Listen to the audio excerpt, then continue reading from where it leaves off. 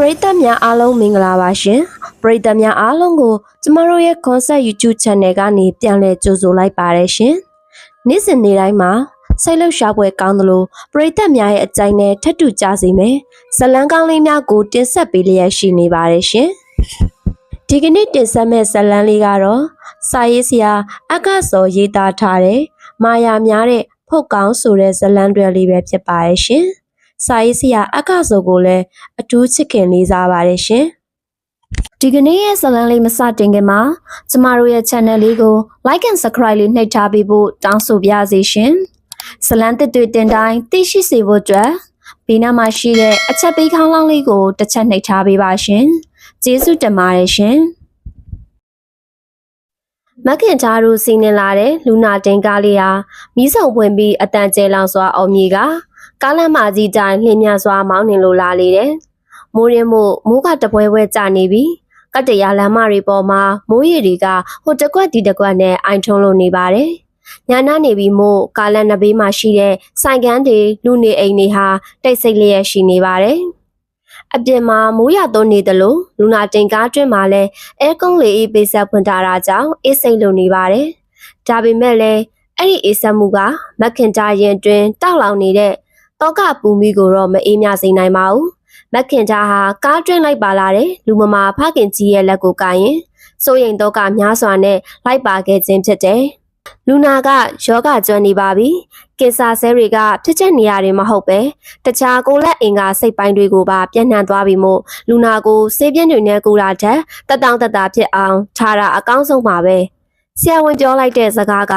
မခင်ထားရဲ့နားမှာပဲ့တင်ထက်သမျှပြန်လဲကြားရောက်နေပါတယ်။နှစ်ဘေးမှာအိပ်လက်သားပါလာတဲ့ဖခင်ဖြစ်သူဦးကျော်စိုးကတော့အသေးကင်ဆာယောဂါကိုပြင်းထန်စွာခံစားနေရပြီးဗိုက်ကြီးကလည်းပူဖောင်းလို့နေပါတယ်။မခင်ထားတို့ရွာလေးဟာရန်ကုန်ဆေးရုံကမိမိတို့နေရကံမမြို့နယ်အတွင်းရှိရွာလေးတစ်ရွာကိုပြန်လာနေခြင်းဖြစ်ပါတယ်။ပြည်မြို့ကိုဖြတ်ကျော်ပြီးတဲ့အခါလူနာတင်ကားလေးဟာကားလမ်းမဘေးကိုထိုးရက်လိုက်တယ်။အဲ့ဒီနေရာမှာညောင်ပင်ကြီးတပင်ရှိက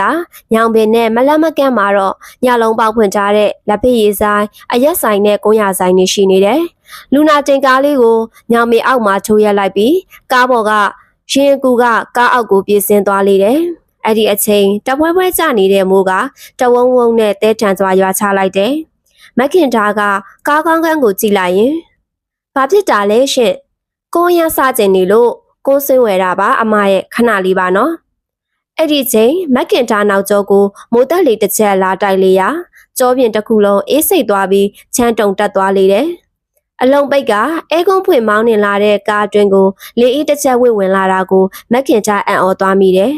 အဲ့ဒါကြောင့်အနောက်ကိုလဲကြည့်လိုက်တဲ့အခါလူနာတင်ရဲ့အနောက်ဘက်မှာရှိတဲ့လူနာတဲ့ထုတ်ပြုတ်လုပ်တဲ့ကားရကားကြီးကအပေါ်ကိုလန်ပြီးတော့ပွင့်နေတာကိုတွေ့လိုက်ရတယ်လောက်ပါအောင်ရှင့်ကားနောက်ခါတကန်ပွင့်သွားလို့လူနာရေးဆိုးကုန်ရင်တော့ဒုက္ခပါပဲရှင်မခင်တာအော်ပြောလိုက်တော့ကားရှိကန်ကကားမောင်းတဲ့သူကအနောက်ကိုပြေးဆင်းလာလေတယ်အဲ့ဒီနောက်ကြောင်အန်နဲ့ကားကိုတစ်ချက်ကြည့်လိုက်ပြီးကားနောက်တကားကြီးကိုဆွဲချပြီးဝုန်းကနေပိတ်လိုက်လေတယ်အဲ့ဒီနေရာကနေ9မိနစ်လောက်ရပ်တန့်ပြီးတဲ့အခါကိုရသဖြင့်ကားပြန်ထွက်လာခဲ့တယ်မခင်ချားတို့နေထိုင်တဲ့ရွာလေးစီကိုညတနာရီခန့်မှကားရောက်လေတယ်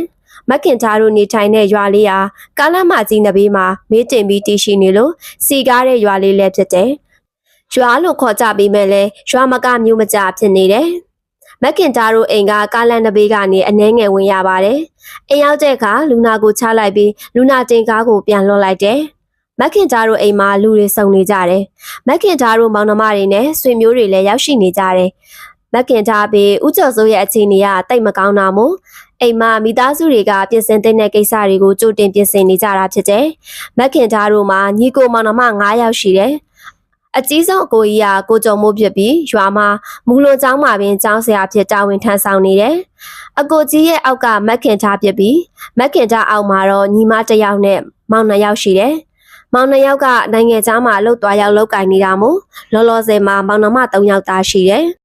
မခင်သားခြေလက်စေးကြောအဝတ်စားလဲပြီးတဲ့အခါအကိုကြီးကိုကျော်မိုးကမခင်နာအနာကိုတိုးကပ်လာတယ်။ဆရာဝန်ကဘာပြောလိုက်လဲ။မခင်သားမျက်ရည်များစီးကျလာတယ်။စားကျင်နာကြွေးပြီးလူနာကိုစိတ်ချမ်းသာအောင်ထားလိုက်ပါတဲ့။ပြောရင်မခင်သားကတရှုပ်ရှုပ်ငိုလေတယ်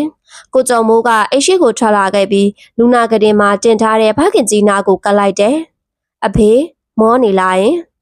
ဦးကျော်စိုးကကောင်းခါပြတယ်။အဖေစားချင်တာရှိရင်ပြောလေသားတို့ချက်ကျွေးမယ်။အဖေဗိုက်စားတယ်သား။ဒါပေါ့အဖေရဲ့အဝေးကြီးကနေကားစီးလာရတာဆိုတော့စားလာတာပေါ့။အဖေဘာစားချင်လဲ။ကျက်စွပ်ပြုတ်တောင်မလား။ဒါမှမဟုတ်အရှူဝတောင်မလား။ဦးကျော်စိုးကခေါင်းကိုခါလိုက်ရင်အဖေထမင်းစားချင်တယ်။ကိုကျော်မိုးကအံ့ဩသွားမိတယ်။အဖေကထမင်းမစားနိုင်လို့နှာခေါင်းကနေအစာပိုက်တက်ထားရတာလေအဖေရဲ့ထမင်းကိုအစာပိုက်ကနေစားလို့မှမရတာ။ဦးကျော်စိုးကကရင်ပေါ်ကုန်းထိုင်ရင်ရတယ်အဖေထမင်းပဲစားမယ်ထမင်းပဲစားချင်တာ။ကိုကျော်မိုးကအိမ်နောက်ဘေးကိုပြေးဝင်သွားတယ်။မခင်ချာကတလန်းလုံးဘာမှမစားလာရတာနဲ့ဗိုက်စာစာနဲ့ထမင်းစားရန်ပြင်ဆင်နေလေတယ်။ညီမလေးရေခင်ချာရေအဖေကထမင်းစားခြင်းလို့တဲ့။အိုးမဟုတ်တာပဲကိုကြီးကလည်းနှာခေါင်းပိုက်တက်ထားတဲ့လူနာကထမင်းစားလို့ရမလား။ तू ကစားခြင်းနဲ့ပြောတယ်အခုလည်းငုတ်တုတ်ထထိုင်နေပြီ။မခင်ချာကအလွန်အံ့ဩသွားတယ်။အဖေကထိုင်နေတဲ့လား။ဟုတ်တယ်လေညီမမယုံရင်တွားကြည့်ကြည့်ပေါ့။မခင်ချာကမယုံတင်ကားနဲ့အိတ်ရှိကိုပြေးချွတ်လာခဲ့တယ်။ကရင်ပေါ်မှာခက်ကုန်းကုန်းနဲ့ထိုင်နေတဲ့အဖေဖြစ်သူကိုကြည့်ရင်အလွန်အံ့ဩနေမိတယ်။ဘလို့ဖြစ်တာလဲအဖေရဲ့။ဘာတွေဒီလောက်ထူးဆန်းနေတာလဲညီမရဲ့။အဖေကဆေးရုံမှာတော့ဆိုထိုင်တော့မထိုင်နိုင်ဘူး။အမြဲပက်လက်ပဲနေရတာအကိုကြီးရဲ့။အေးတော့အိမ်ရောက်တော့သူ့အမျိုးတွေတားသမီးတွေကိုတွေ့ပြီးစိတ်သက်သာရသွားတာထင်တယ်။လူမှာစိတ်ကအရေးကြီးဆုံးမှမဟုတ်လားညီမရဲ့။အဲ့ဒီခါဦးကျော်စိုးကကိုကျော်မိုးကိုကြည့်ရင်ငါ့ကိုထမင်းမကြွေးတော့ဘူးလားငါဘိုက်စားလာပြီဒီလိုနဲ့မက်ခင်သားနဲ့ကိုကျော်မိုးတို့ကမိဖို့တဲကိုပြေးဝင်လာခဲ့ကြတယ်အသင့်ပြင်ဆင်ချက်ပြုတ်ထားတဲ့စက်သားဟင်းနဲ့ထမင်းနှန်းငယ်ကိုစတီးစလုံးလေးတစ်ခုတည်းကိုထည့်ပြီးပြင်ဆင်ပေးလိုက်ကြတယ်ဦးကျော်စိုးကတော့တက်ထားတဲ့ဇုံနဲ့ပဲမစားပဲလက်နဲ့အားရပါရစားလေပြီးအဲ့ဒီစလုံးလေးကတခဏအတွင်းပြောင်းဆင်သွားတော့တယ်အဲ့ဒီနောက်မှာဦးကျော်စိုးကအိတ်ချင်သည်ဟုပြောပြီးတော့ပြန်လဲအိတ်ဆက်သွားလေတော့တယ်အကိုကြီးရဲ့စီးရုံမှာဆိုရင်လေဒီလိုထမင်းတက်စလုံးစားဖို့မပြောနဲ့ထမင်းတစ်လုံးတောင်မှမျိုးကြတာမဟုတ်ဘူးညီမရဲ့အကိုကြီးပြောတာပဲစီးရုံနဲ့အိမ်နဲ့ဆိုတာစိတ်ချင်းတော့ဘယ်တူမလဲအိမ်ရောက်တော့စိတ်သက်သာသွားတယ်ထင်ပါတယ်ဘာပဲဖြစ်ဖြစ်စားနိုင်တာပဲကျေးဇူးတင်ရမယ်လေနောက်နေ့မနက်မိုးလင်းတဲ့အခါဦးကျော်စိုးဟာအုံနှုတ်ခဆွဲတပွဲကိုအားရပါရစားနေတာကိုတွေ့လိုက်ရတယ်။မက်ခင်ချာကဦးကျော်စိုးထံကိုပြေးသွားလိုက်ရင်နဘေးမှာရှိနေတဲ့ညီမဖြစ်သူကိုကြည့်ကညီမချွေးရဲ့အဖေကသွေးတိုးရှိတယ်။အုံနှုတ်ခဆွဲနဲ့မတည့်ဘူးဆိုတာမသိဘူးလားညီမရဲ့။သိတော့သိပါတယ်။ဒါပေမဲ့အဖေကသူစားချင်တယ်ဆိုလို့ဝယ်ပေးလိုက်တာပါ။ခတ်တော့တာပဲညီမချွေးရဲ့။အဲ့ဒီကကိုကျော်မိုးကအိမ်နောက်ကနေထွက်လာပြီ။စားကျင်တာပေးစားလိုက်စမ်းမညီမခင်ထားရဲ့မထူးတော့ပါဘူးမခင်ထားကတက်ပြင်းတစ်ချက်သာချလိုက်ရတယ်ဖခင်ဖြစ်သူကတော့အုံနှုတ်ခဆွဲတွေကိုအာရပါရစားတောက်နေပြီးအဲ့ဒီထဲမှာပါလာတဲ့ကြက်ချီတောက်တစ်ချောင်းကိုလည်းတကျွတ်ကျွတ်မိအောင်ကြိုက်ဝါနေလေတယ်ကိုကျော်မိုးကကြောင်းသွားရန်အဝတ်စားတွေလဲပြီးတဲ့အခါဖခင်အနားမှာထိုင်လိုက်ပြီးအဖေပါစားကျင်လဲစားကျင်တာရှိရင်ပြောနော်အာမနာနဲ့ဦးကျော်စိုးကမျက်နှာငယ်လေးနဲ့အဖေစားကျင်တာပြောရမလားတာပြောပါအဖေရဲ့အဖေစားကျင်တာသာပြောအဖေအမဲသားစားကျင်နေမခင်ကြားကအဲ့ဒီစကားကိုကြားလိုက်တဲ့အခါအရှိကိုတက်လာပြီးအဖေကတသက်လုံးအမဲသားစားခဲ့ရမှာမဟုတ်တာအခုမှဘာလို့အမဲသားစားကျင်ရတာလဲအဲ့ဒီကကိုကျော်မိုးကမခင်ကြားလက်ကိုပုတ်ထုတ်လိုက်ပြီးနောက်မျက်ရည်ပြလိုက်လေတယ်မခင်ကြားလဲဘာကိုဆိုလို့လဲဆိုတာနားလေတဲ့ကြောင့်အနောက်ကိုဆုပ်ပေးလိုက်ရတယ်ဘာမှမပူနဲ့အဖေခင်သားကိုဈေးလွတ်ပြီးတော့အမဲသားတောင်းဝယ်ခိုင်းလိုက်မယ်အဖေကိုကြော်ကြက်လေးလှုပ်ကြွေးမယ်နော်ဦးကျော်စိုးကခေါင်းညက်ပြီးရဲ့နောက်ကိုဘေးတစ်ချမ်းဆောင်လက်ချပြီးစောင်းမကလေးကိုဆွဲချုံလိုက်တယ်မက်ခင်သားကတော့ကိုကျော်မိုးလက်ကိုဆွဲကအိမ်နောက်ဘေးကိုခေါ်လာခဲ့လေတယ်အကိုကြီးကလည်းအဖေကအရင်ကအမဲသားချီလီချောင်းသားကိုဖျားလူထားတာသိရနဲ့တခြားသားကျွေးရင်ရတာပဲဟာအော်ခင်သားရဲ့အဖေချိန်တွေကိုနင်လည်းအသိဆုံးပဲမဟုတ်လားနောက်ဆုံးချိန်လေးတော့သူစားကျင်တာစားပါစေဟာတခါတလေတော့လေယောဂါကအစာတောင်းနေကဲဈေးသွားပြီးတော့အမဲသားတပိတ်တာလောက်သာဆွဲလာခဲ့အဖေတွယ်ကြော့ကြက်လေးလှုပ်ပေးလိုက်အဖေဝါနိုင်အောင်လို့နူးနူးအီအီလေးတော့လှုပ်ပေးလိုက်နော်ကဲပါအကိုရဲ့ចောင်းသွားမှသာသွားစမ်းပါညီမဈေးသွားလိုက်မယ် မက်ခင်သားကအိမ်မရှိရဲ့ဆိုင်ကယ်ကိုဆက်နိုးကဈေးကိုထွက်လာခဲ့လေတယ်ဈေးသားရင်လမ်းမှာရက်စင်ရမျိုးတွေနဲ့တွေ့တော့မက်ခင်သားအားဖခင်ကြီးအချိန်တွေကိုမေးမြန်းကြလေတယ်ဟဲ့ကင်ဆာဆိုရင်တင်မောရကြမ်းကြမ်းကို3ခွက်တစ်ခွက်တင်ကြိုပြီးတောက်ဟဲ့ဈေးရုံကပြန်လွှတ်လိုက်တဲ့သူတွေဆိုရင်လေအဲ့နီးနဲ့ကောင်းကုန်ကြတာတွေအများကြီးပဲရရွတ်ဒီကိုထကြံကလေးနဲ့ခလောက်ပြီးစားပြီးကင်ဆာပြောက်တယ်ဆိုပဲစင်တော့မနယ်ကိုလေစံစည်းရည်လေးနဲ့စိန်တောက်ဟဲ့ရက်စင်ရမျိုးတွေကနီးလန့်အမျိုးမျိုးပေးကြတယ်မက်ခင်သားကတော့အဲ့ဒီနီးတွေကိုယုံတဝက်မယုံတဝက်နဲ့ဖြစ်နေတယ်ဒါပေမဲ့လည်းနောက်ဆုံးကောက်ရိုးတက်ပင်ဖြစ်ပါစေဆွဲရအောင်မယ်လို့တွေးကအဲ့ဒီနီးတွေအတိုင်းစိမိတူတွေကိုစီစဉ်ရလေတယ်ဒီလိုနဲ့တပတ်ကန့်ကြာတဲ့အခါဦးကျော်စိုးဟာထူထူတောင်တောင်ဖြစ်လာတယ်မက်ခင်သားတို့တိုက်ကျွေးတဲ့စိမိတူတွေရဲ့အစွမ်းကြောက်လားမသိအစားပုံမှန်စားနိုင်ကရေရေမောမောနဲ့နေထိုင်တတ်တယ်ဟကင်ကြီးပြန်လဲဆိုပြေလာတဲ့ဖြင့်မောင်နှမတွေကစိတ်ချမ်းသာနေကြတယ်ဒါပေမဲ့ဦးကျော်စိုးကဆေးရုံကပြန်ဆင်းလာပြီးကလေးကအစားအင်မတန်မတ်လေတယ်။စားသမျှကလည်းအသားရည်ကြီးဖြစ်တယ်။အရင်ကခြေလေးချောင်းသားကိုရှောင်ခဲ့တဲ့သူကအခုတော့အမဲသားစိတ်သားဝက်သားတွေကိုနေ့စဉ်ရက်ဆက်စားတော့တယ်။အရင်ကဟင်းသီးရွက်တွေကိုစားခဲ့တဲ့ဦးကျော်စိုးကအခုတော့အသီးရွက်ပကံဆိုရင်လက်နဲ့တောင်မထိတော့ပဲအသားဟင်းတွေကိုသာမြင်ရရှက်ရည်စားတော့တယ်။အရင်ကဖျားတရားလုံများတဲ့ဦးကျော်စိုးကအခုဖျားတရားလုံဖို့နေနေတာဖျားကြောင်ဆောင်ရွှေကိုတောင်ခြေဦးမလဲတော့အင်ကိုအမြဲကြွဖြစ်တဲ့တန်ဃာတော်တွေစွန့်ကြွလင်လဲနောက်ဝေးကိုဝင်နေတတ်တယ်ဒီလိုနဲ့အိမ်ရောက်ပြီးတလားခန့်ကြာမှာတော့မက်ခင်သားကတခုခုကိုရိတ်စားမိလာတယ်ကျောင်းစရာဖြစ်သူအကိုကြီးပြန်လာတဲ့ချိန်မှာအကိုကြီးကိုအခန်းတွင်းကိုခေါ်ပြီးတော့မောင်နှမ3ယောက်တိုင်ပင်ရတော့တယ်ဘာပြောမလို့လဲခင်သားရဲ့ဒီလိုအကိုကြီးရဲ့အဖေเจ้าတိုင်ပင်ခြင်းလို့အဖေကအခုအိမ်မနေရတတ်တာနေပြီမဟုတ်ဘူးလားအဲ့ဒါအတာထားပါအကိုကြီးရဲ့အဖေကအခုတလောမူမမှန်ဘူးနော်ဘလို့မူမမှန်တာလဲခင်ထားရဲ့အစားတွေအရန်စားတယ်စားသမျှကလည်းအရင်ကသူ့တသက်လုံးရှောင်ခဲ့တဲ့အမဲသားဝတ်သားတွေကြီးပဲအခုဆိုအိမ်မှာအမဲသားဟင်းကပြက်တောင်မပြက်ဘူးပြီးတော့ထမင်းတခါစားရင်လဲထမင်းကဒဇလုံးဝင်းကုန်တဲ့အပြင်အမဲသား90သားချက်ကိုတနက်တည်းပြောင်နေအောင်စားတာကိုကျော်မိုးကမက်ခင်သားကိုမျက်စောင်းထိုးကြည့်လိုက်ရင်သူကြိုက်လို့စားတာဘာဖြစ်လဲခင်ထားရဲ့စားနိုင်တဲ့ချိန်မှာစားတာပဲအဖေကငါတို့3ယောက်ကိုတသက်လုံးရှာဖွေကြိုးမိခဲ့ရတာလေအခုငါတို့လည်းကြတော့မကြွေးကျင်တော့ဘူးလားအဲ့လိုတော့လည်းဘယ်ဟုတ်ပါမလဲအကိုကြီးရဲ့ညီမပြောချင်တာအဖေကအမူအရာတွေပြတ်နေတယ်အရင်ကမနက်မိုးမလင်းခင်ဖျားထရှိကိုတက်တဲ့အဖေကစိတ်ပတိကလက်ကမချတဲ့အဖေကအခုဖျားเจ้าဆောင်ဘက်ကိုလေလှဲ့တော့မလှဲ့တော့ဘူးဖျားတောင်တစ်ချက်မရှိခိုးတော့ဘူးအကိုကြီးအဲ့ဒီကညီမငယ်မထွေးကလည်းအဲ့ဒါတော့ဟုတ်တယ်အကိုကြီးအဖေအိမ်ပြန်ရောက်ခါစားတော့ကလူတွေကိုတိတ်မမှတ်မိဘူးကျမကိုဆိုရင်လည်းကျူမလို့ခေါ်တယ်ကျမကအဖေသမီးကအဖေသမီးလေးလို့ပြောလိုက်တော့မှကျမကိုလည်းသမီးလို့ခေါ်တာအဲ့ဒါနဲ့တရက်ကအဖေကိုတိတ်ပြီးမတင်ကားလို့သမီးနာမည်ဘယ်သူလဲဆိုပြီးမေးလိုက်တော့အဖေကမဖြေနိုင်ဘူးအကိုကြီးရေဟိုတီတီရှောက်ပြောနေရနောက်သိချာမေးလိုက်တော့သူ့မေ့သွားပြီတဲ့ကိုကျော်မိုးကထူးဆန်းသွားတယ်အဖေတယောက်ကသမီးနာမည်ကိုမေ့စီရလားအကိုကြီးရဲ့ပြီးတော့ပိုဆိုးတာညညဆိုရင်လေရေထတောက်တလို့လို့စီးထသွားတလို့လို့နဲ့ရေခဲတက်တာကိုထထမွေနေတော့တာပဲအကိုကြီးရေနင်တို့ကလည်းဘာလို့ဆိုလို့ခြင်းနေရလဲအဲ့ဒီကမထွေးကမခင်ချအားမျက်စာပြကြလိုက်တယ်ခင်ချကခေါင်းညိတ်ပြလိုက်ရင်ညီမတို့ကတော့လေအဖေမဟုတ်တော့ဘူးလို့ထင်တာပဲညစကားကလည်းဘာအတိတ်ပဲလဲခင်ချရဲ့အဖေကဖုတ်ဝင်နေတာပဲဖြစ်မဲ့အကိုကြီးကိုကျော်မိုးကတောက်တစ်ချက်ခောက်လိုက်ရင်အဲ့ဒါကြီးညို့ငါမကြိုက်တာပဲခင်ထားအခုလိုတိတ်ပံပညာရေးထွန်းကားနေတဲ့ခင်မှာဒီလိုရှေးယူစတွေကိုလက်ဆွဲကင်ထားတော့လားမခင်ထားဘာမှမပြောပြတော့ကိုကျော်မိုးကမထွေးဘက်ကိုလှည့်လိုက်ပြီးမထွေးညီလက်အတူတူပဲနော်ခင်ထားက6တန်းထိပဲတက်ခဲ့ရတော့ပညာနယ်လို့ဓာတ်တွေကိုယုံနေထားပါအောင်ညီတို့ဘွဲရပညာတတ်တဲ့ယောက်ကဖုတ်ဝင်တယ်လို့အပမိတယ်လို့ဆိုတာကိုယုံနေကြရတာလားဒါကတော့အကိုကြီးရဲ့မချွေးလဲဘာမှမပြောနိုင်ပြီငါကတော့ဘာဖြစ်ဖြစ်မယုံဟာငါတော့နင်တို့မကြွေးရင်နေငါအဖေကိုငါကြွေးမယ်အဖေကဖောက်ကောင်ဖြစ်နေပါစေရောငါတို့အဖေပဲအဖေကိုကြည့်ပြီးကြွေးရမွေးရတာတဲ့တင်ငါတို့မိဘကျေးဇူးဆက်ရရောက်ပါတယ်ဟာအကိုကြီးအဲ့လိုဆိုရင်တော့မှအဖေမဟုတ်တော့ဘူးလေဖောက်ကောင်ဖြစ်နေပြီအကိုကြီးရဲ့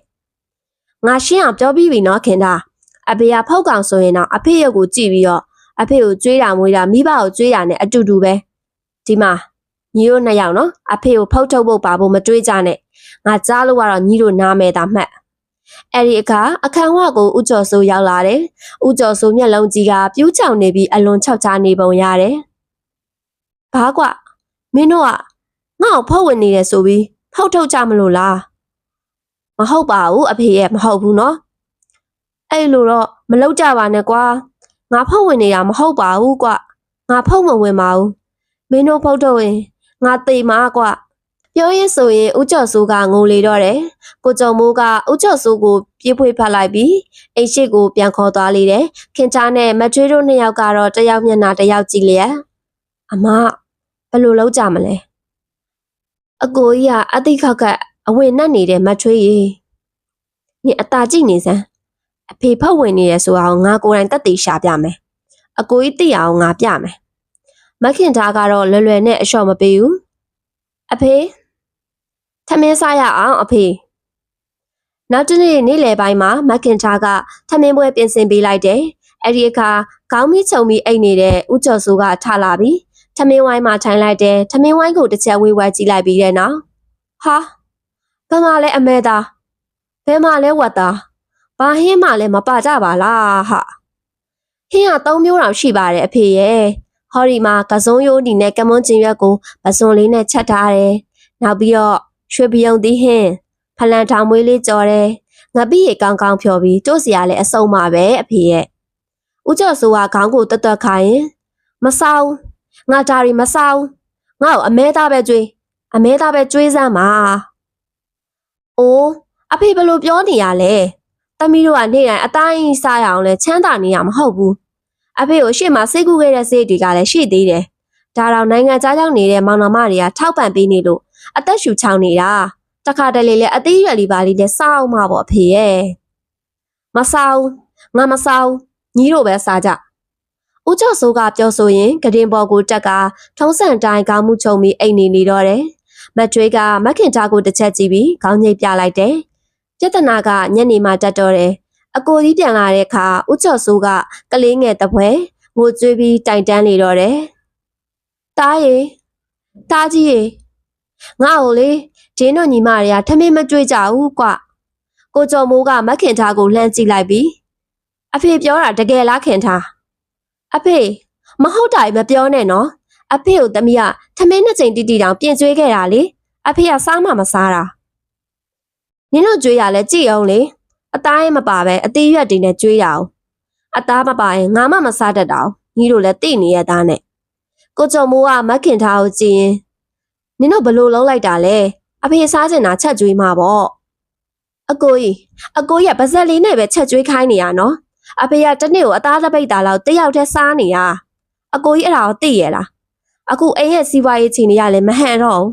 နိုင်ငံသားရောက်နေတဲ့မောင်လေး2ယောက်စီကလည်းအဖေအတွက်ဆိုပြီးတော့ခဏခဏပတ်စံလှမ်းမတောင်းချင်တော့ဘူးသူတို့လည်းသူတို့ရှည်တွေရှိသေးရဲ့လေနေတိုင်းအသားကြီးပဲစားလို့တော့ရမလားအကိုကြီးရဲ့တော်စမ်းခင်ထားအဖေကိုညီတို့မကြွေးနိုင်ရင်ငါကြွေးမယ်ဟဲ့နင်တို့တွေကိုမိဘကိုတော့မတတ်ထားကြအောင်အကိုကြီးလာစားနဲ့အကိုကြီးကြွေးရဆိုရင်တော့ညီမတို့မတားပါဘူးညီမတို့လည်းမောင်2ယောက်ကပို့နေရလာစားကိုချစ်ကုပ်ပြီးတုံးနေရတာလေဟို2ယောက်ကကုန်ပြီလားမင်းညီမဆက်ပြီးဘယ်လိုဖြစ်ရမလဲဆိုတာတော့မသိတော့တားရဲ့တားရီတို့ပတ်စံမရှင်မကြွေးပါနဲ့နော်အဖေအသားမစားရလို့လည်းဘာမှမဖြစ်ပါဘူး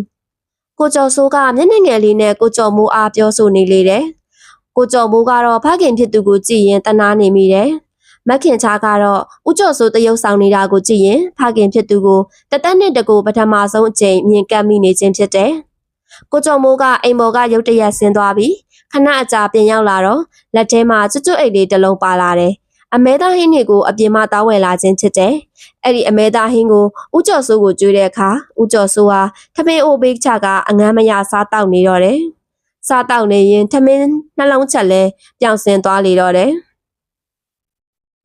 စားကောင်းလိုက်တာတားကြီးအဖေမာလေတားကြီးကျွေးမှာစားရတာပါရတယ်အဖေစားဟိုကောင်မကြီးမကြွေးလဲလေအဖေကိုတားကြွေးမယ်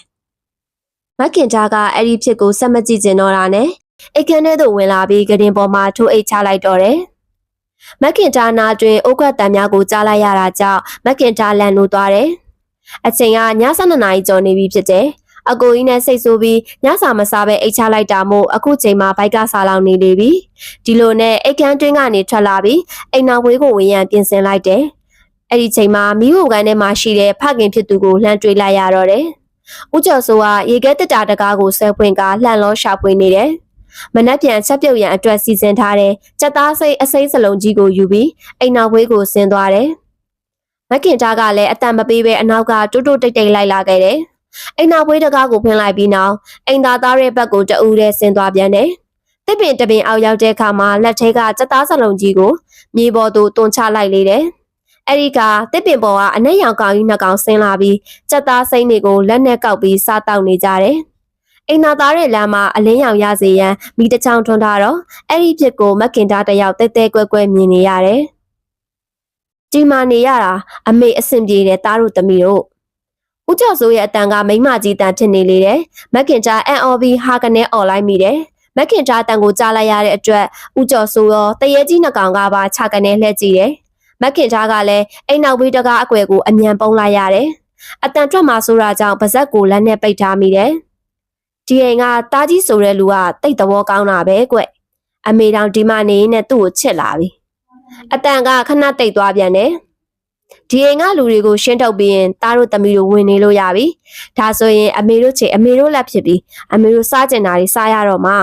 ။မက်ခင်တာကအဲ့ဒီတန်လေးကိုနားချောင်းရင်ပုံမချိတ်လန့်လာခဲ့တယ်။ဒီလိုနဲ့ချောင်းကြည့်မယ်လို့ကြံရွယ်လိုက်ပြီးအိမ်နောက်ဘေးတကားကနေခေါင်းပြူကြည့်လိုက်မိတယ်။ညီကဘသူ့ကိုကြည့်နေရလဲ။မျက်နှာရှိမှာဖခင်ဖြစ်သူကိုတွေ့လိုက်ရတဲ့အတွက်မက်ခင်တာတယောက်လိပ်ပြလွင်မတက်လန့်သွားတယ်။ဦးကျော်စိုးကခြေတံမကြားလိုက်ရပဲမိဖို့ကြောင်တကားစီကိုရောက်နေပြီဖြစ်တယ်။အဲ့ဒီနောက်မိဖို့ကြောင်တွင်းကိုတလန်းချင်းဝင်လာတယ်။ငါတို့ပြောနေတာတွေကိုညီကြားတယ်မဟုတ်လား။မက်ခင်တာကခေါင်းကိုခါလိုက်ရင်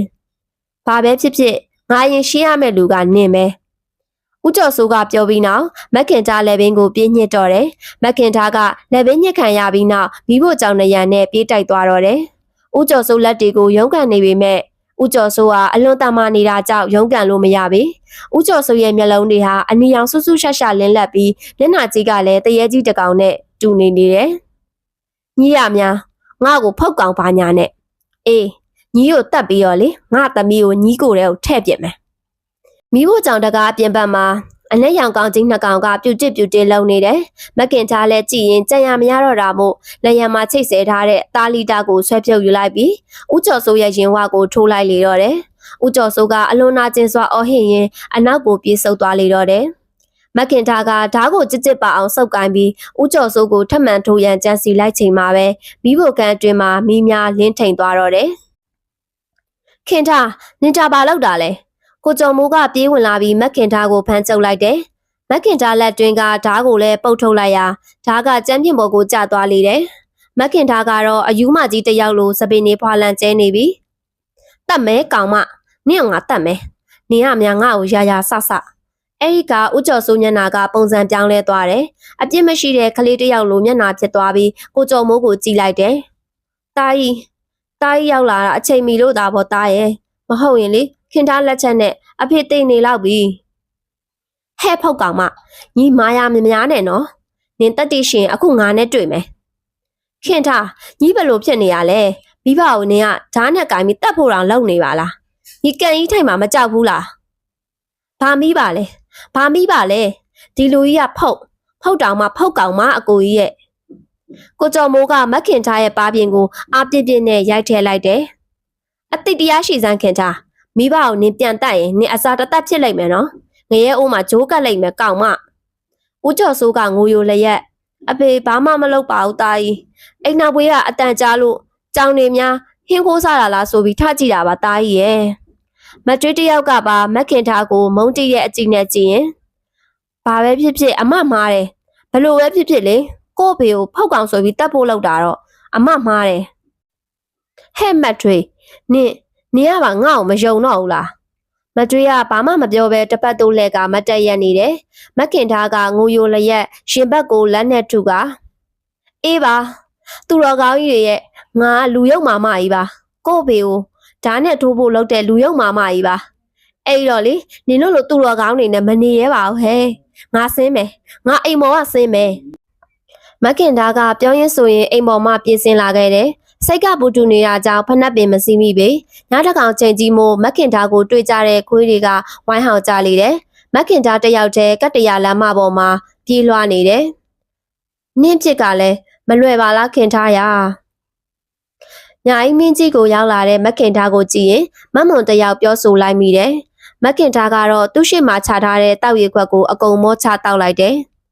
ငါပြောတာအကုန်အမှန်တွေကြီးပါပဲမုံမုံရဲ့နင်ယုံလားရင်နင်ယုံလားမယုံလားတော့မသိဘူးငါယုံပါတယ်ခင်သားရဲ့ရက်ွက်ထဲမှာလဲနင်တို့ဘေးကဖုတ်ဝင်နေရဲဆိုပြီးတော့လူတွေကပြောနေကြတာပဲမဟုတ်လားအခုငါဘာလုပ်ရမလဲမုံမုံလောလောဆယ်ဒီညတော့နင်ငါတို့အိမ်မှာပဲအိတ်လိုက်ဖုတ်ကောင်တဲ့လူဆိုတာအတူမနေကောင်းဘူးခင်သားရဲ့အခုနင်အိမ်မောကဆင်းလိုက်ပြီမဲ့အိမ်မှာကြံခဲ့တဲ့နင့်အကိုနဲ့နင့်ညီမအန်နီရမကင်းသေးဘူးနင်ပြောတဲ့အတိုင်းဆိုရင်အဲ့ဒီဖုတ်ကောင်ကနင်တို့အိမ်ကလူတွေကိုတယောက်ပြီးတယောက်တက်ပြီးတော့သူ့ရဲ့တရေသားသမီးတွေကိုအိမ်ထဲခေါ်သွင်းချင်နေတဲ့ပုံပဲဟုတ်တယ်နင်ပြောတာဖြစ်နိုင်တယ်မုံမုံရိုးတစ်ပတ်မှာအထက်လန်းဆရာကြီးတယောက်ရှိတယ်လို့ကြားတယ်ခင်ဗျာအရင်တော့ကလည်းဖောက်ဝင်နေတဲ့သူတွေကိုဖောက်ထုတ်ပေးလိုက်တယ်လို့ငါကြားဘူးတယ်မနက်မိုးလင်းတာနဲ့ငါတို့အိတ်ဆရာကြီးနဲ့တွားတွေ့ပြီးတိုင်ပင်ကြည့်ရင်ကောင်းမလားယင်ခင်ဗျာမခင်သားကကောင်းညိတ်ပြပြီကျေးဇူးတင်ပါတယ်မုံမုံရဲ့ကဲခြေလက်တွေဆေးပြီးတော့ငါအိမ်ကြီးတက်တဲ့ယူဝစ်ပြီးအိတ်လိုက်တော့မနက်မိုးလင်းရင်ငါတို့အတူအိတ်ဆရာကြီးစီကိုတွားကြတာပေါ့ခင်သားရဲ့မခင်သားကခြေလက်ဆေးအဝတ်စားလဲပြီးနောက်တငယ်ချင်းဖြစ်သူအပြိုကြီးမုံမုံပြင်ဆင်ပေးတဲ့အိယာမှာလှဲနေပြီမယ်ဘလို့မှအိတ်မပြောဘဲမိုးလင်းပေါက်ခဲ့တယ်မနက်မိုးလင်းတာနဲ့တငယ်ချင်းနှစ်ယောက်ကဆိုင်ကယ်တစ်စီးစီးပြီးမြို့တစ်ဘက်ကိုထွက်လာခဲ့တယ်မြို့တစ်ဆိုတာကသူတို့ရွာနဲ့မနီမဝေးမှရှိတဲ့ရွာငယ်လေးတစ်ရွာကိုခေါ်ဆိုခြင်းဖြစ်တယ်။ရွာငယ်ကလေးကကားလမ်းနှစ်ဘေးမှာတည်ရှိပြီးတီတောင်ထားတာကြောင့်တိတ်မကြသေးပဲမြို့တစ်လို့လူအများကခေါ်ဝေါ်ကြလေတယ်။မြို့တစ်ကိုရောက်တဲ့အခါမှာတော့တိတ်တူတူစုံစမ်းစရာမလိုပဲဆရာကြီးရဲ့အိမ်ကိုစိုက်စိုက်မြက်မြက်ရောက်လာခဲ့တယ်။ခြေတံရှိအိမ်ကြီးပေါ်ကိုတက်လိုက်တဲ့အခါအသက်60ခန့်ရှိတဲ့ဦးလေးကြီးတစ်ယောက်ကဖះเจ้าဆောင်ရှိမှကြကြနာနာထိုင်ကဖះရှိကိုနေလေတယ်။မခင်သားတို့တငယ်ချင်းနှစ်ယောက်လဲလှေကားချက်တနေရာကနေကြုတ်ကြုတ်ကလေးထိုင်ကြည့်လိုက်ကြတယ်။ဆရာကြီးကဖះရှိကိုနေတာကိုရက်လိုက်ပြီးအနောက်ကိုလှည့်လာတယ်။မင်းတို့ရောက်လာတာအချိန်ကောင်းပဲမိန်းကလေးတို့မခင်သားတို့မှအံ့ဩသွားမိတယ်။မင်းညာကတေးဘေးကနေတီတီကလေးလွတ်လာတယ်မဟုတ်လား။ဆရာကြီးကမခင်သားအားကြည့်ရင်ပြောဆိုလိုက်တဲ့ဖြင့်မခင်သားဟာအံ့ဩသွားမိတယ်။ဟုတ်ပါတယ်ဆရာကြီးခုနကမင်းတို့တက်လာတဲ့ကငါရဲ့ပညာရမင်းတို့ဘာဖြစ်လာလဲဆိုတာကိုသိပြီးသားပါတော်ရုံလူလာတယ်ဆိုရင်ငါဖះရှိကိုပြတ်မခံဒါပေမဲ့မင်းတို့ကတော်တော်ရေးကြီးနေလို့ငါဖြတ်လိုက်ပြီကဲသွားကြမယ်ဆရာကြီးကအဖေချင်းတွေကိုသိပြီးပြီလားဆရာကြီးအဖေကဖောက်ဝင်နေပါတယ်ဆရာကြီးရဲ့အဲ့ဒီဖုတ်ကောင်ကလေတာသမီတွေတောင်ရှိတယ်ညာကကျမကိုတတ်ဖို့စူးစမ်းပါတယ်ဖုတ်ကောင်ဆိုတာလူနဲ့စင်တူပေမဲ့ဘဝချင်းကတော့မတူကြဘူးလေအဲ့တော့ပရာလောကသားတွေနဲ့လူတွေဆိုတာသူစီးနဲ့သူနေကြတာပဲကောင်းတယ်ရရထွေးထွေးနေကြရင်လူသားတွေအတွက်အန္တရာယ်ရှိနိုင်တယ်ဆရာကြီးကပြောလိုက်တော့မခင်သားကဒါပေမဲ့စိုးတာကအကိုကြီးပဲအကိုကြီးကလေအဖေကိုဖုတ်ကောင်ဆိုပြီးတော့ပြောတာကိုလက်မခံဘူးတကယ်လို့ဖုတ်ကောင်ဆိုရင်လည်းမိဘရုပ်ရည်ပဲဆိုပြီးမိဘတယောက်လိုဆက်ပြီးပြုစုလုပ်ကြည့်မယ်လို့ခံယူထားတဲ့ဆရာကြီးရဲ့အဲ့ဒါမှားတာပေါ့ကွာဖုတ်ကောင်ဖြစ်သွားပြီဆိုရင်မိဘမှမဟုတ်တော့တာပြီးတော့မင်းတို့အဖေကိုဝင်နေတဲ့ဖုတ်ကောင်ဆိုတာကလည်းနည်းနည်းရရဖုတ်ကောင်မဟုတ်ဘူးနော်ကဲပါအဲ့ဒါရထားမင်းတို့အိမ်ရောက်မှဆက်ပြောကြတာပေါ့ဆရာကြီးကဆေးလွယ်အိတ်တစ်လုံးကိုဖြုတ်ယူလိုက်ပြီးဖះเจ้าဆောင်ပေါ်တင်ထားတဲ့တတောင်ခတ်ကျိန်လုံးခတ်သေးသေးတစ်လုံးကိုလွယ်ရည်အတွင်းသို့ထည့်လိုက်ပြီးအပေါ်မှဆင်းလာခဲ့တယ်အဲ့ဒီနောက်မခင်သားနဲ့မုံမုံကစိုက်ကဲတစ်စီးဆရာကြီးကစိုက်ကဲတစ်စီးစီကထွက်လာခဲ့ကြတယ်အိမ်ရှိကိုရောက်လာတဲ့အခါနနက်၈နာရီပင်မထိုးသေးပေမခင်သားကအိမ်မော်ကိုပြေးတက်လိုက်တယ်အကိုကြီးအဲ့ဒီအခါမြင်တွေ့လိုက်ရတဲ့မြင်ကွင်းကြောင့်အံ့ဩသွားမိတယ်အိမ်ရှိကန်တောက်တနေရာမှာမတ်တွေကလဲကျနေသလိုကိုကျော်စိုးအိတ်တဲ့အိယာနာမှာတော့အကိုကြီးကိုကျော်မိုးကိုဦးကျော်စိုးကအပေါ်ကတက်စီထားပြီးလက်ဘင်းညှစ်နေတာကိုတွေ့လိုက်ရတယ်မခင်သားကအပြေးလွှားပြေးသွားပြီးဦးကျော်စိုးအားလက်ပြစ်ဆောက်တွန်းလိုက်တယ်ဒါပေမဲ့ဦးကျော်စိုးကတုတ်တုတ်ပင်မလှုပ်ပေမခင်သားကိုလည်းမျက်လုံးစိမ့်ကြီးဖြင့်စိုက်ကြည့်ကနင်းဘာလာရှုပ်ပြန်တာလဲထိုကအိမ်မော်ကိုတက်လာတဲ့ဆရာကြီးကလက်ကိုမြှောက်လိုက်ပြီးဆိုင်ရပိုင်ရများ ဒီဖုတ်ကောင်ကိုဖမ်းချုပ်ပြီးဆွဲလွတ်ပြလိုက်ကြစမ်းအဲ့လိုပြောလိုက်တာနဲ့ကိုကျော်မိုးပေါ်တက်ခွာစီထားတဲ့ဦးကျော်စိုးကိုလူအများကဖမ်းချုပ်ပြီးလွတ်ပစ်လိုက်တယ်လို့ဖြစ်သွားပြီးဦးကျော်စိုးဟာစိုက်ပေခန့်ဝေးတဲ့ကျန်းပြစ်တနေရာကိုတရွတ်တိုက်ဆွဲကလင်းထွက်သွားလေတော့တယ်အဲ့ဒီကောင်ကိုဖမ်းချုပ်ထားလိုက်စမ်းဦးကျော်စိုးဟာမျက်လုံးပြူးကြီးနဲ့ထိုကျန်းပြစ်နေရာမှာငုံငူကြီးထိုင်နေလေတယ်မက်ခင်ထားကကိုကျော်မိုးတန်ပြေးသွားလိုက်ပြီးအကိုကြီးတတိထားပါအောင်ကိုကျော်မိုးကအသက်ကိုခက်မြပြင်းရှူနေတော့လဲတတိမရသေးပြီလာကြပါအောင်ရှင်လာကြပါအောင်အကိုကြီးကိုကဲကြပါအောင်မက်ခင်ထားအော်လိုက်တဲ့အခါအိမ်နီးနားချင်းများကပြေးလာကြပြီးကိုကျော်မိုးကိုဝိုင်းဝန်းပြုစုကြတယ်အိမ်နီးနားချင်းကဆွေမျိုးများရောက်လာကြပြီးအိတ်ရှိကန်တစ်ခုလုံးလူများပြည့်နှက်သွားလေတယ်မနှဲနာနဲ့ယူတဲ့အခါမတွေးကလန့်နိုးလာလေတယ်အဲ့ဒီနောက်အလန့်တကြားနဲ့ခေါင်းတစ်ခါခါလက်တစ်ခါခါဖြစ်ပြီးမေးသမျှလည်းမပြောနိုင်ပြီကိုကျော်မိုးကလည်းမကြခင်နိုးလာလေတယ်အကိုကြီးဘလို့ဖြစ်ရတာလဲအကိုကြီးရဲ့ကိုကျော်မိုးမှာဦးကျော်စိုးအားလက်ညှိုးတိုးကအလွန်ကြောက်လန့်လျက်အဖေကငါတို့တတ်မလို့လောက်တာဆရာကြီးကကျန်းကိုပုတ်လိုက်ပြီးအဲ့ဒါမင်းတို့ဖေမဟုတ်တော့ဘူးကွအဲ့ဒီနောက်စေးချိန်လုံးကိုထုတ်လိုက်ကဟိတ်ဖောက်ကမင်းမတူလဲဘဲရလဲဆိုတာမှန်မှန်ပြောစမ်းဦးကျော်စိုးကဘာမှမပြောပဲဆရာကြီးကိုစိုက်ကြည့်နေလေတယ်ဆရာကြီးကဘုရားเจ้าဆောင်မော်ကဘုရားတောက်တော်ကြီးကွက်ကိုစွန့်ယူလိုက်ပြီးနှစ်ဖူးအထီမြောက်ကတွတ်ရွဆိုတယ်အဲ့ဒီနောက်၎င်းရီကိုလက်ဖြင့်ခတ်ယူကဦးကျော်စိုးကိုတောက်ထဲလိုက်တယ်အမလေးပူလိုက်တာပြောစမ်းဖောက်ကောင်နင့်ကငါမနှိပ်ဆက်ချင်ဘူးနော်ဟော်ဒီတောက်တော်ရီကိုနင့်ဝင်းထဲကိုလောင်းထဲလိုက်ရင်နင်ဘာဖြစ်သွားမယ်ထင်လဲဟုတ်ကဲ့ပြောပါမယ်ဆရာကြီးဖုတ်ကောင်တန်ဟာမိမတန်ပြောင်းလဲသွားပြီးအတန်မှလည်းတုံရင်နေလေတယ်ပြောစမ်းနင်ပဲရလဲဖုတ်ကောင်ကအတန်ကြအောင်ယူကျုံမရချုံမွဲချငိုလေတော့တယ်ဆရာကြီးကစိတ်မရှိတော့တာနဲ့ဦးကျော်စိုးရဲ့ကြောကုန်းကိုကြိတ်လုံးနဲ့ဖြန်းကနေရိုက်ထဲလိုက်တယ်ပြောစရာရှိတာပြောဖုတ်ကောင်မရဲ့ဒါရုပ်ရှင်ရိုက်နေတာမဟုတ်ဘူးနင်ငိုနေတော့လည်းအကယ်ဒမီမရဘူးပြောစရာရှိတာပြောပါမယ်ကျမမြို့ဝင်ညောင်မေကြီးမှာတာသမီ2ယောက်နဲ့နေပါတယ်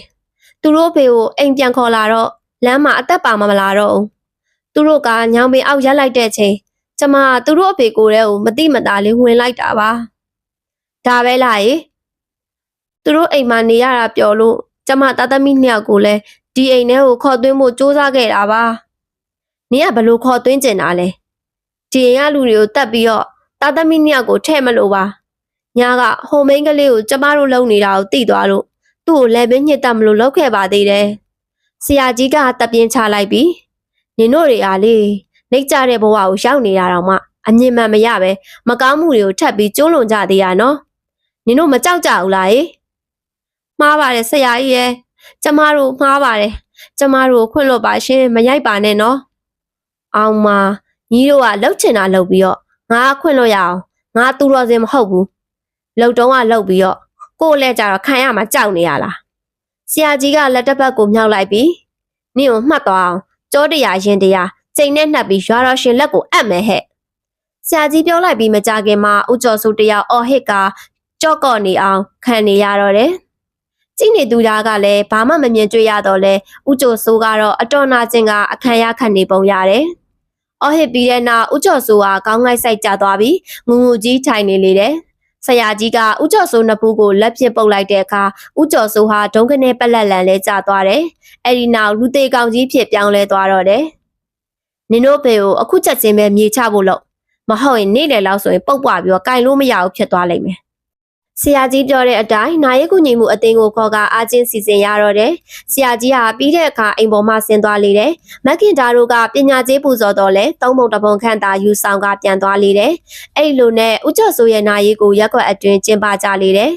ကိုကျော်မိုးလေပင်ညစ်ခံရတဲ့လေပင်မှာတော့လက်ရညိုမဲဆွဲတဲ့ဒဏ်ရာကြီးဟာဆယ်ရက်ခန့်ကြာတဲ့အထိကောင်းကောင်းမပြောက်သေးပေ